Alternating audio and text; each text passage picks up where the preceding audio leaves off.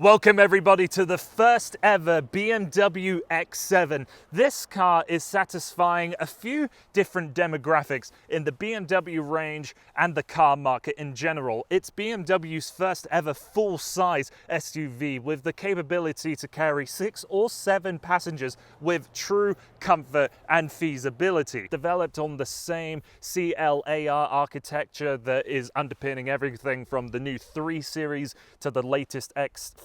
And this is a vehicle that's about 9 inches longer overall than that X5, and that space is going directly into the second and third row interior space. Now there is a lot that I want to talk about with this X7, a lot of details that I think are important to share. So let's jump into the X7, and then at the end of this video I'll place it in my ranking system to see where it compares against other full-size SUVs. This video wouldn't be possible without the help of the BMW Gallery and the Dilawri Group. If you're looking at purchasing a new BMW in the Calgary region, then check out BMW Gallery. But additionally, if you're looking anywhere in Canada for a new car, be sure to check out the Dilawri dealership locator, all listed in the description down below.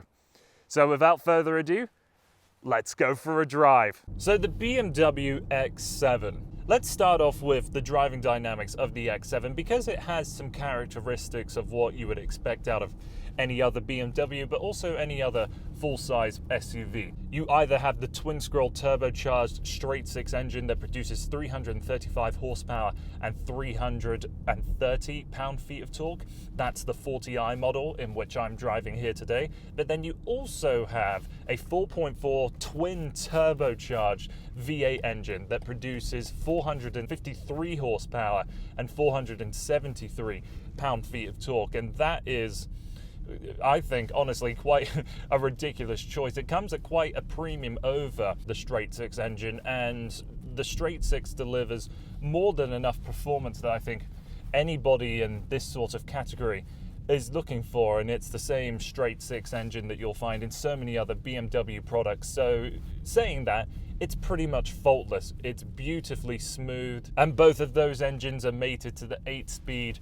ZF transmission, which is quite simply a masterpiece. In automatic or manual driving modes, it shifts gears with the same authority that a judge would slam its gavel down, just like they're delivering someone their prison sentence. Now the X7 certainly wafts down the road, but I wouldn't say it's a floaty car. You still feel connected to the road. You can feel a difference between a poorly paved section of road like this one here or a perfectly smooth one. Air suspension is standard equipment for this car, and you have the ability to raise or lower the drive heights. The car will seem to always center back to the middle setting, as that's where it's most happy, but you'll have the lowest possible mode for entry and exit, making your life a little bit easier. And then if you ever wanted to do a little more serious of off-roading, you can raise that air suspension to its highest setting. And despite the size of the X7, it doesn't feel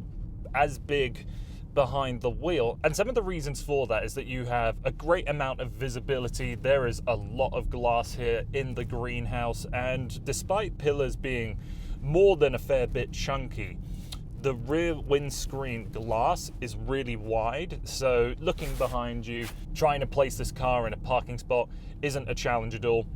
Adding into the 360-degree camera unit that you have, the automatic parking function, the backup assistant function, and the augmented reality 3D view. Absolutely stunning, and I think the backup assistant system is one of the best features to come along in a car in recent memory. I tried it out in the 3 Series, and you can see a little video coming up here of just how that system works. And the X7 in regular day-to-day driving or highway cruises is incredibly quiet, near electric car quiet. It's that good.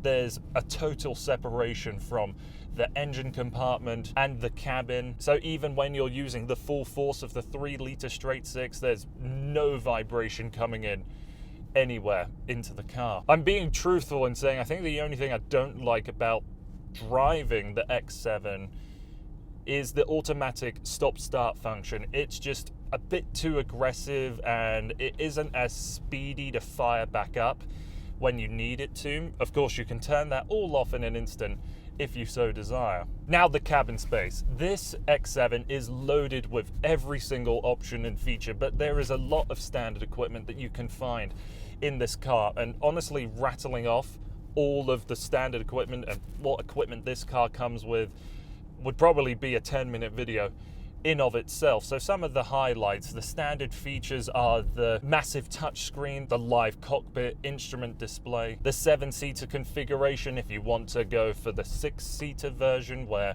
you'll have the captain chairs, that's another $750 option, heated and ventilated front seats. And this is the BMW individual leather package, so leather stretches all the way up to the windshield, pretty much all the way down to the door cards. You can see the stitching is encompassing everything from the bottom of the door cards to the sun visors, as well as all of the roof lining is wrapped in this suede finishing. And this two-tone combination is the midnight blue with ivory white with the individual fine ash wood, which is utterly gorgeous. There's this leather braiding that separates the blue and the white elements here on the seat, and the BMW individual is embossed here on its own little patch. All of the outside seating has heated rear seats at the very least. So here in the front I have heated, cooled and massaging.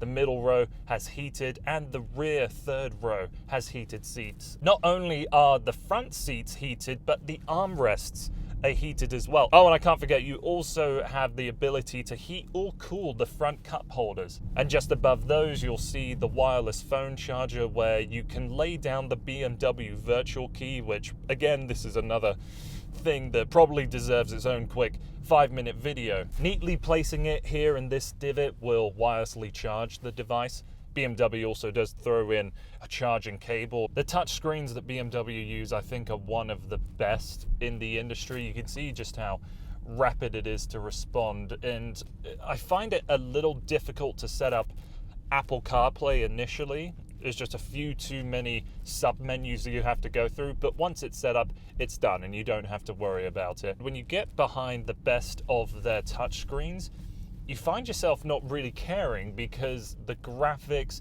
using the navigation system is one of the most engaging things to interact with in this car. The full-size glass roof is standard and it stretches from the first and second row, having a little split in between and then having some space for the third row passengers to look up into the sky. With this car we have the kind of daftly named Sky Lounge where you can see these little diamond prints here on the glass, and that's because we have a little ambient lighting strip that you'll see at night, and these little diamonds can help catch the color. I'm 6'4", front row space, no problem at all. I am more than happy up here. I've got plenty of adjustability. The thigh extenders come out quite a fair bit, and you have the ability to push the upper portion of the seat back more towards the steering wheel or further away.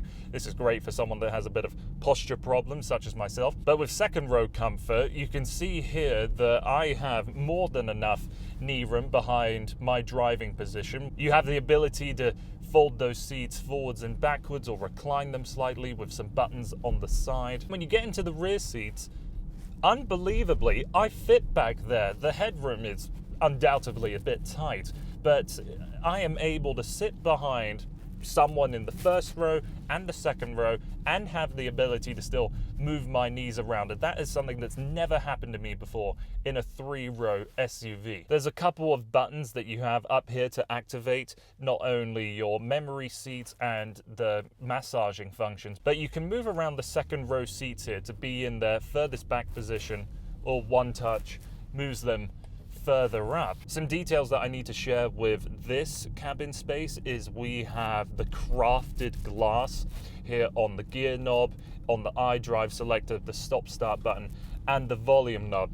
It's an interesting piece of jewelry to put into a car, and I actually rather quite like it because you can see the stop-start button here has this weird optical illusion just with the shaped glass. By the look of it, you would think that it divots down slightly, but it is a perfectly flat plane of glass. You have the ability to change around the ambient lighting, of course, and it is spread all the way throughout the car, in the front seats, in the second row, and even the third row has a little strip back there too. Crafted glass element has a little backlit X that you can see here. It's a little faint during the day, but at night, alongside that and all of the other backlit buttons, go that classic BMW orange. There's a small instrument binnacle here that you have for all of your climate control settings. It has better animation and colors than the 3 Series that I tested out, so you can see the moving up and down,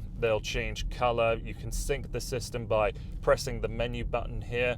I would prefer having just a sync button rather than pressing one button here to then go into the touch screen to do it, but yeah, it's okay to get around. I think my larger complaint when it comes to the climate control is that to change the temperature, this is what you have to do. You have to constantly hold down these buttons. Having a dial, I think, would be a much more effective solution. I'm not as crazy about the cluster of buttons that you have here as opposed to what it was in the 3 Series. That was a flat matte plastic, and this is all glossy, so that's going to probably scratch up and get dirty, and you can see a lot of dust is collecting down there already, so I'm not too fond of that. And I still think gesture control is a bit of a gimmick. Was there really a problem starting off with the volume knob and the track selector on the steering wheel and also in the central compartment of the car? I don't know. It adds another way of doing it, and it's fun to show off to people doing that to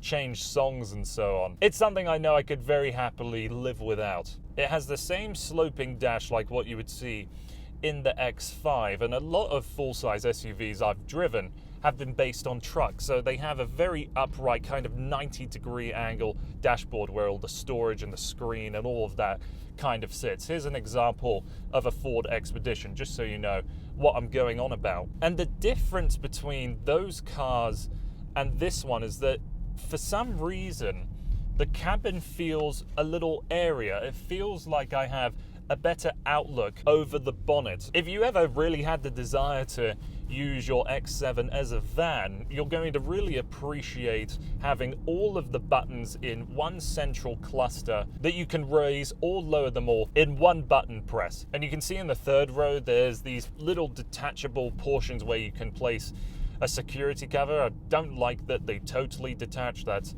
something you'll have to be careful of. Just make sure you don't lose those. With the security covers, you have two. The one that stretches from the third row and then one that kind of folds behind the third row. And it's nice to have these two security covers, but it doesn't appear as though you can hide both of them under the false floor, and even getting the larger full-size security cover is quite a bit of a faff. You have to take apart those side components and then fold it underneath. Certainly more work than quite a few other crossovers or SUVs that have the ability to hide away their security cover, but you can hardly complain if it actually has the ability to do so. And what do you think of the looks? I will be honest with you in saying that I mocked the X7 when I first saw the pictures of it. I thought it was going to be absolutely hideous. That grille was just unbelievably out of proportion. But the thing is, when you see it in person, the problem with the grille isn't so much the grille, it's just how slender the headlights are. That's what causes the grille to feel so out of proportion in pictures. The looks truly have grown on me. So that wraps up everything I think needs to be said about the BMW X7. It's imposing, incredibly luxurious, and has the BMW traits that a lot of us would be looking for out of the latest BMW, but it has all the capability of a true full-size SUV, and I still can't get over that 6-footers would be comfortable and quite happy in all 3 rows of this vehicle, and that's exactly why the BMW X7 is a segment leader. It's miles ahead of any of its North American counterparts, and until the Mercedes GLS comes along and impresses me more than this one, I really do think this is the best in class. So that's been everything from me. Thank you so much again for taking the time to watching this video. Please like the video if you liked it, share it if you think other people would like it too, or if they're planning to buy themselves a new BMW X7. And again, this video wouldn't be possible without the help of the Dilawri Group, so all of their information is linked in the description down below. Thanks for watching. Hope to see you again soon.